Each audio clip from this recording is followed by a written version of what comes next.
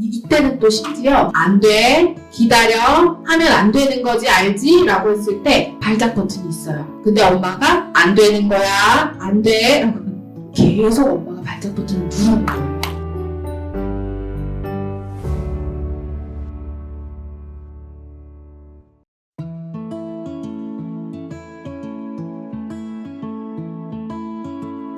그럼 본격적으로 강연 시작해 보도록 하겠습니다. 오늘 행사의 사회를 맡은 아나운서 오유진입니다. 반갑습니다. 브랜드 타가는 클리덴 비건을 슬로건으로 유효 화장품의 성분과 품질, 또 환경을 투명하게 공개하는 브랜드인데요. 우리 아이들의 미래를 생각하면서 항상 지속 가능성을 끊임없이 고민하고 있습니다. 지난달에 저희가 제1회 타가 라운지가 있었고요. 오늘이 제2회 타가 라운지입니다. 또 앞으로도 다양한 강연을 월마다 진행할 예정이니까 또 많은 관심과 성원 부탁드리겠습니다. 그럼 오늘 강연을 해주실 강연자님을 모셔보도록 하겠습니다. 유튜브 채널 육아연구소를 운영하고 계시고요. 또 여러 권의 책의 저자이자 아동학 실무 경력 10년차이신 이민주 소장님 모셔보도록 하겠습니다. 큰 박수 부탁드립니다. 네, 안녕하세요. 이민주입니다. 반갑습니다. 우와. 아이들 같이 하네요. 반갑습니다. 육아하시면서 요즘 힘들다 많이 얘기를 하잖아요. 어떤 거 좀 힘드세요?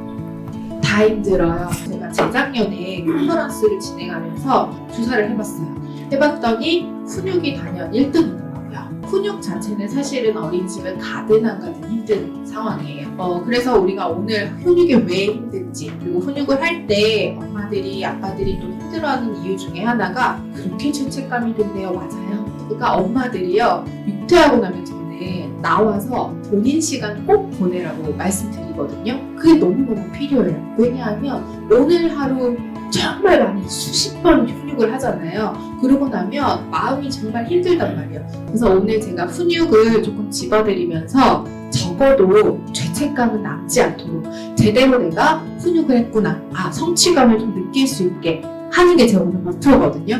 한번 열심히 해보도록 할게요. 훈육이 뭘까요? 그쵸, 알려주는 거.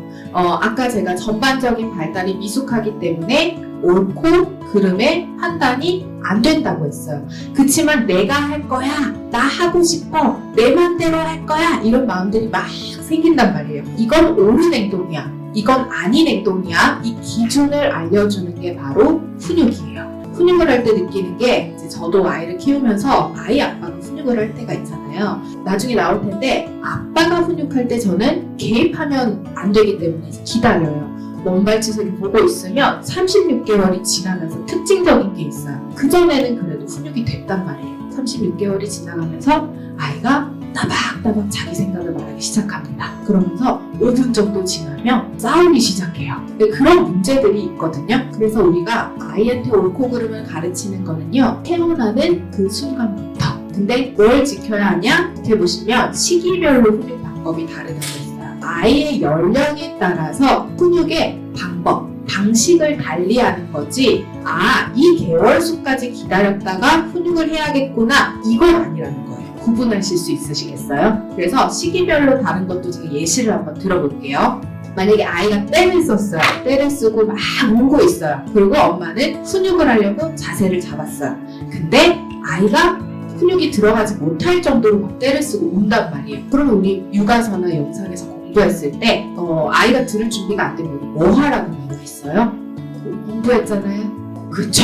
기다리라고 나와 있어요. 그럼 엄마 뭐라 그러냐면, 엄마 공부했다, 너 울음 그칠 때까지 엄마 기다릴 거야 하고 단호한 표정으로 딱 기다린단 말이에요. 이게 36개월 때는 아이가 어느 정도 알아듣고 마음 가라앉혀, 엄마 기다릴 거야, 이야기할 준비 되면 와 라고 했을 때 정서적인 발달이 미숙하기 때문에 눈물을 그치지는 못해도 알아듣기는 해요. 그쳤어 이렇게 하면서 막 오잖아요. 그 엄마 얘기 들을 준비됐어 이렇게 한단 말이에요. 근데 18개월 아이한테 똑같이 했을 때 18개월 아이가 과연 엄마가 눈물 그칠 때까지 기다렸다가 이야기 나눌 거야 하는 걸 알아들을까요? 못 알아듣죠. 이때는 또 심지어 안 돼, 기다려, 하면 안 되는 거지 알지? 라고 했을 때 발작 버튼이 있어요. 근데 엄마가 안 되는 거야, 안 돼 라고 계속 엄마가 발작 버튼을 누르는 거예요.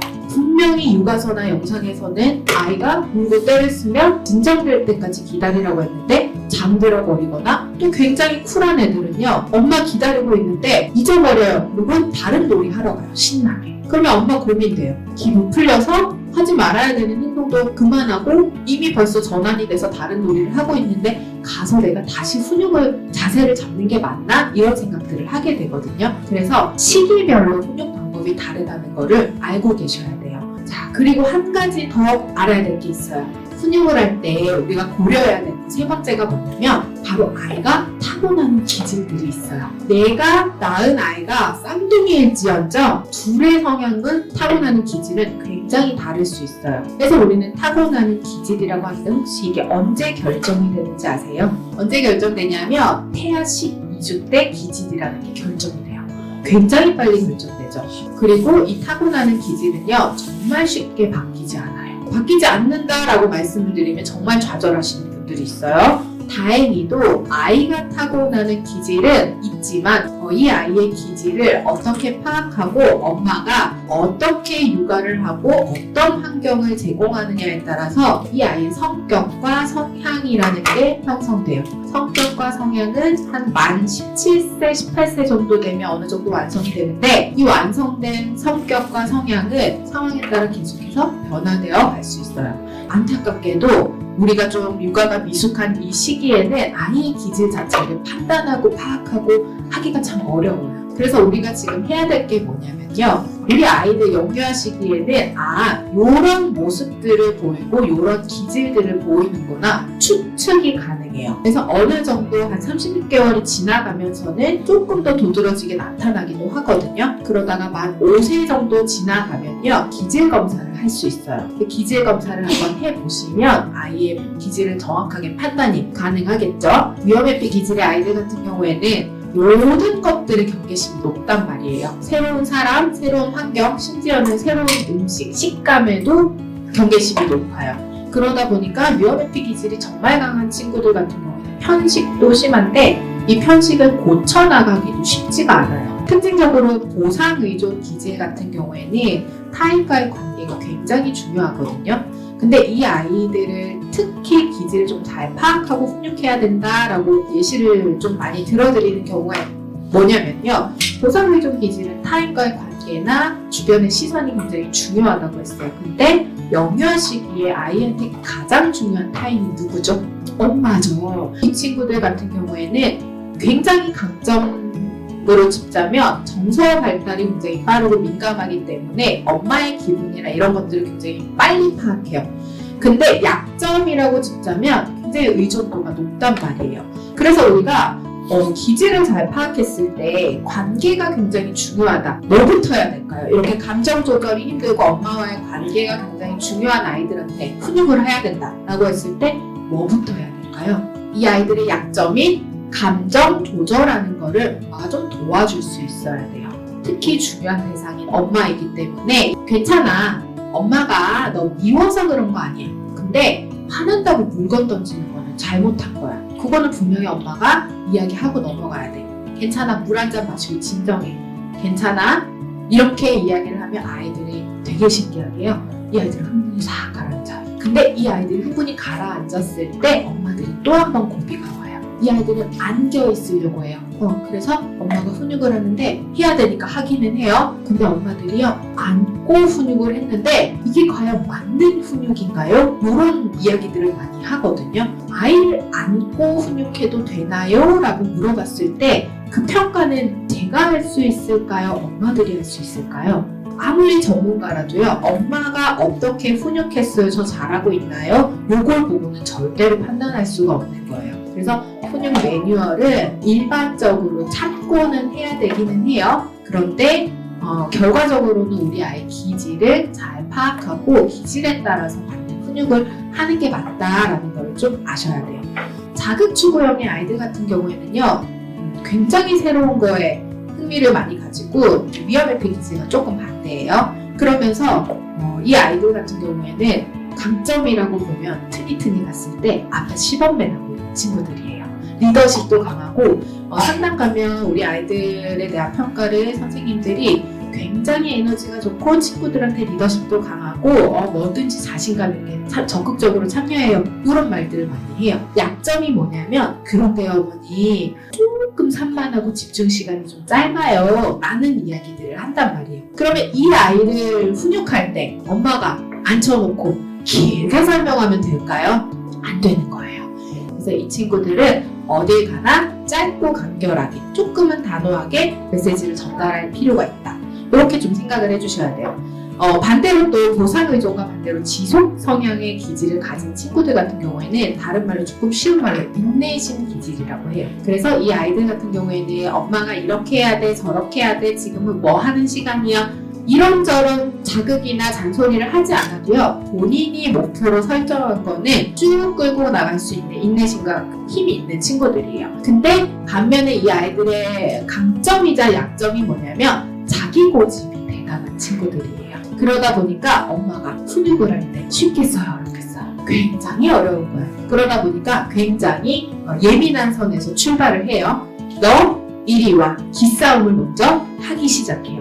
그래서 너 이리 와 할 때 이 고집이 대단한 친구가 올까요? 순순히 안 오겠죠. 그러면 너 이리 와 안 올 거야 엄마 지금 얘기할 거야로 한 10분이 가요. 엄마 열이 오르겠죠. 그럼 결국 가서 아예 거기서 훈육하면 되는데 엄마도 지기 싫은 거예요. 이 친구들을 훈육할 때는 어떻게 해야 되냐면 아이 본인이 지금 상황을 통제하고 싶어하는 그거에 우리가 말려 들어가면 안 되는 거예요. 얘가 통제하려고 하는 그 상황에 말려들 필요가 없는 거예요. 그렇게 하면 엄마는 근데 좀 찝찝해요. 아까는 안아주고 훈육해서 찝찝했는데 이 엄마들은 왜 찝찝할까요? 내가 할 말은 했는데 네 알겠어요 소리를 못 들을 거예요. 그러면 얘가 제대로 알아들었나? 못 알아들었나? 이것 때문에 되게 찝찝하거든요. 이 친구들을 훈육할 때 마무리는 언제 해야 되냐면 엄마도 흥분이 가라앉고요. 아이도 흥분이 가라앉고 상황 자체가 종료된 후에 둘 다 기분이 좋을 때가 언제냐면 샤워를 하러 들어갔거나 자기 직전에 잠자리 대화, 독서 끝나고 할 때 아이한테 물어보는 거예요. 아까 엄마가 그런 일 있었을 때 얘기했지. 그때 기분이 어땠어? 라고 물어보면 이 친구들 굉장히 똑똑하거든요. 나 조금 미안했어. 다음부터 안 그럴게. 이렇게 종료가 되는 거예요. 그때 한 번 더 짚어주시는 거예요. 그렇다고 우리 친구들이 다음부터 안 그래요? 그건 아니에요. 아이들한테 조금씩 관찰되는 변화가 있나? 요거를 관찰해 주시면서 훈육을 해나가시면 되는 거예요. 그리고 제가 훈육할 때 이제 지켜야 되는 거 3가지를 조금 정리해드리고 질문을 좀 받을 건데요. 훈육할 때 꼭 요것만은 지켜야 돼요 하는 거 첫 번째가 뭐냐면 권위. 많이 들어보셨죠? 훈육 얘기가 나오면 제일 먼저 나오는 이야기가 어떤 전문가가 이야기를 해도 권위라는 이야기가 꼭 나와요. 엄마들이 조금 혼돈하는 게 뭐냐면 권위적인 부모가 강압적인 부모라고 생각을 해요. 그러니까 훈육을 할 때 아이를 이겨먹어야 되나? 내가 뭔가 이렇게 주도권을 잡고 이렇게 해야 되나? 이렇게 좀 생각을 하시거든요. 그건 아니고요. 아이를 가르치고 훈육할 수 있는 위치에는 있어야 된다는 말이에요. 그래서 부모의 권위는 반드시 가지고 있어야 된단 말이에요. 근데 부모의 권위를 내가 가지고 있나 못 가지고 있나? 어떻게 판단하죠? 라고 물어보면 뭐가 있냐면 우리 집에 서열을 한번 보세요. 엄마 아빠가 아이 위에 있으면 그래도 내가 권위라는 걸 잘 지키고 있구나 라고 판단할 수 있고 지금처럼 하면 돼요. 아빠가 1등, 아이가 2등, 엄마가 3등 이런 경우도 있어요. 그래서 조금 한 발 물러서서 나는 뭐 3등 뭐 상관없어 라고 하시는 분들이 굉장히 많거든요. 이런 분들이 많은데 사실 뭐 때문이냐면 훈육에 엄마가 1등, 아이가 2등, 아빠가 3등인 경우에는 다른 말로 하면 우리 훈육 담당자가 정해져 있다라고 이야기를 해요.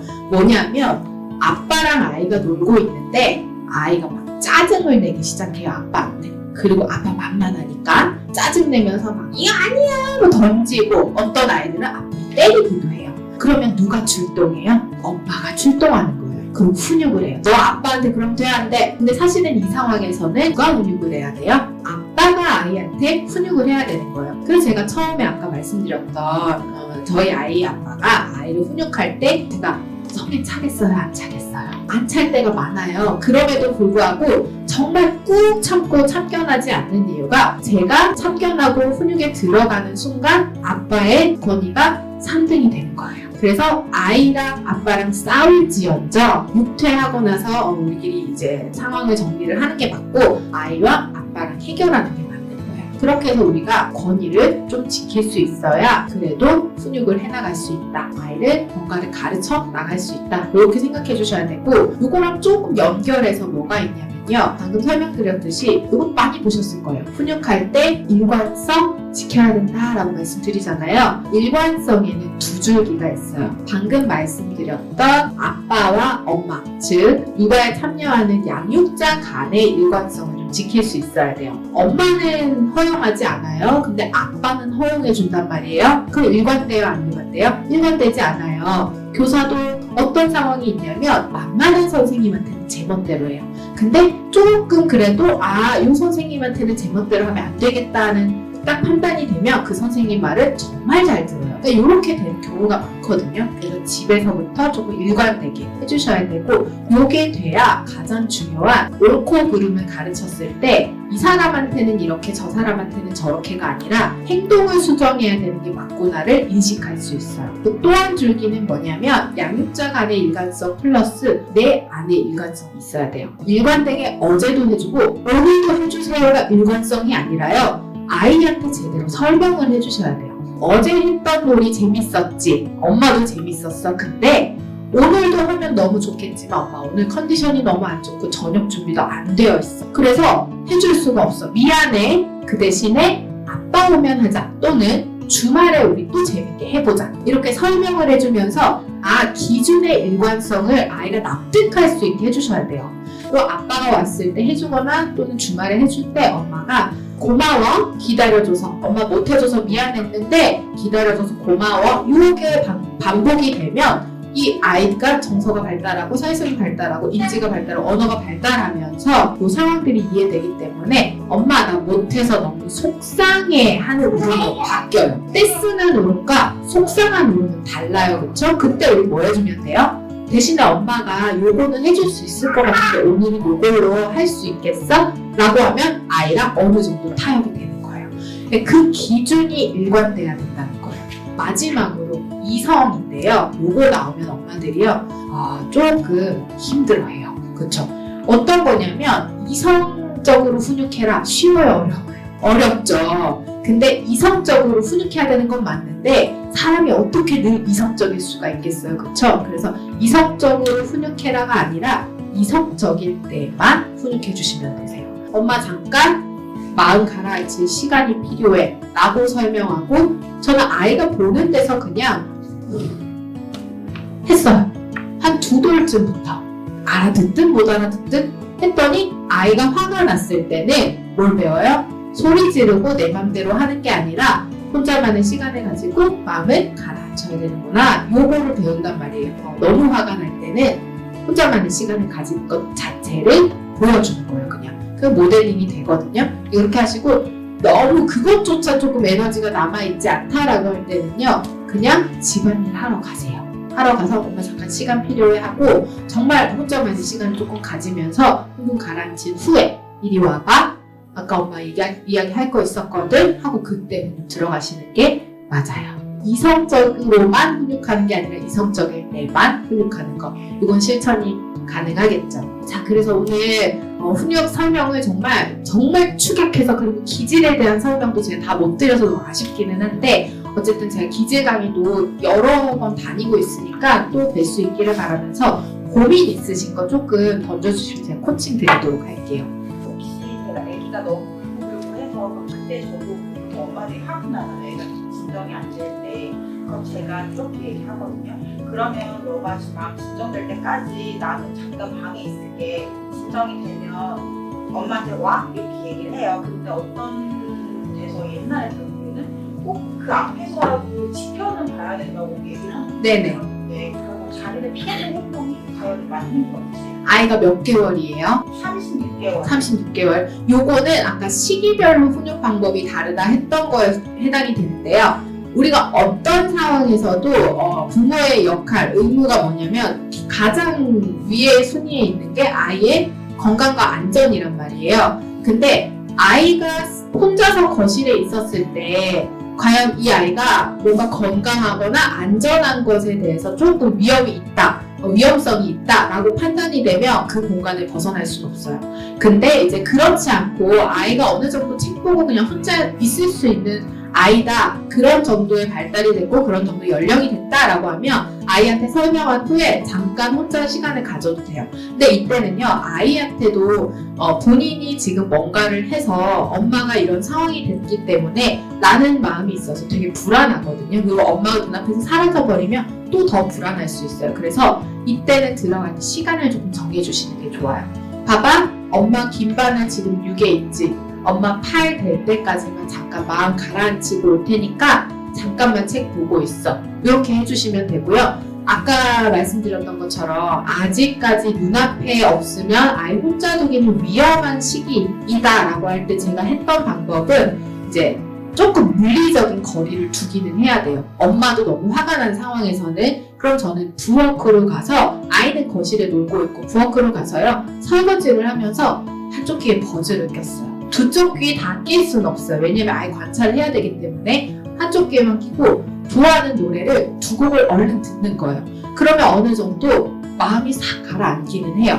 그런 정도의 방법을 써서 환기를 시키는 걸로 저는 조금 썼거든요. 만약에 집에 누군가가 보호자가 한 명 더 있으면요, 저는 밖에 나갔다 오는 걸 추천드려요. 잠깐 커피 사러 나갔다 와도 마음 환기가 정말 싹 되거든요. 그렇기 때문에 너무 붙어있지 마시고 물리적인 거리를 두는 거는 추천드려요. 다만 아이 연령에 따라 위험하지 않은 상황에서 요거는 좀 필요합니다.